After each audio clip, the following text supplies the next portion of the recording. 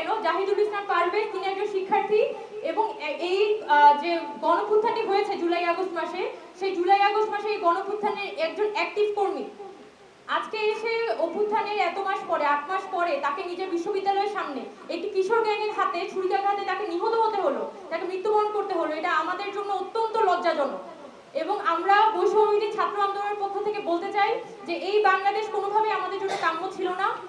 আমরা সম্মিলিতভাবে এই যে আমাদের ক্যাম্পাসগুলোতে ছাত্রদের নিরাপত্তার প্রশ্নটা তুলতে চাই যে এইভাবে যদি নিজ ক্যাম্পাসের সামনে একজন শিক্ষার্থীকে ছুরিকাঘাতে হত্যা করা যায়, তাহলে বিশ্ববিদ্যালয়গুলোর আসলে নিরাপত্তা দিবে কে?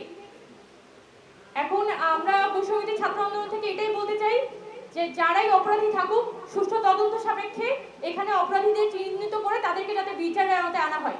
আমরা কোনো রাজনৈতিক কথার মধ্যে যাব না, আমরা কোনো রাজনৈতিক ট্যাগিং এর মধ্যে যাব না। আমরা সরাসরি বলবো যে এই ছাত্র আমাদের জাহিদুল ইসলাম পারভেজ একটা গণঅভ্যুত্থানের একটা ফ্রন্টলাইনারকে যেভাবে করে হত্যা করা হয়েছে তা অত্যন্ত নিন্দনীয়। এবং আমরা ক্যাম্পাস প্রশাসনের কাছেও যেমন বলতে চাই যে আপনারা আপনাদের ক্যাম্পাসের আশপাশে যারা এই কিশোর গ্যাংগুলোকে মদত দিয়ে ক্যাম্পাসের অভ্যন্তরীণ প্রসঙ্গে তাদেরকে জড়াতে চায়, সেই কিশোর গ্যাংকে আপনারা প্রতিহত করুন, ক্যাম্পাসে নিরাপত্তা আপনারা নিশ্চিত করুন। এবং অন্তর্বর্তীকালীন সরকারকে আমরা বলতে চাই যে যারা এই হত্যাকাণ্ডের সাথে জড়িত তাদেরকে চিহ্নিত করে আপনারা দ্রুততম সময়ের মধ্যে গ্রেফতার করুন। আর যারা এই কিশোর গ্যাং লিডারদেরকে নানানভাবে মদত দিয়ে যায় তাদেরকেও আপনারা চিহ্নিত করুন। আমরা আগামী বাংলাদেশটা একটা সুষ্ঠু সুন্দর বাংলাদেশ দেখতে চাই। কোনোভাবেই এই যে গতকালকে হত্যাকাণ্ডটি হলো সেটা আমাদের জন্য কাম্য না।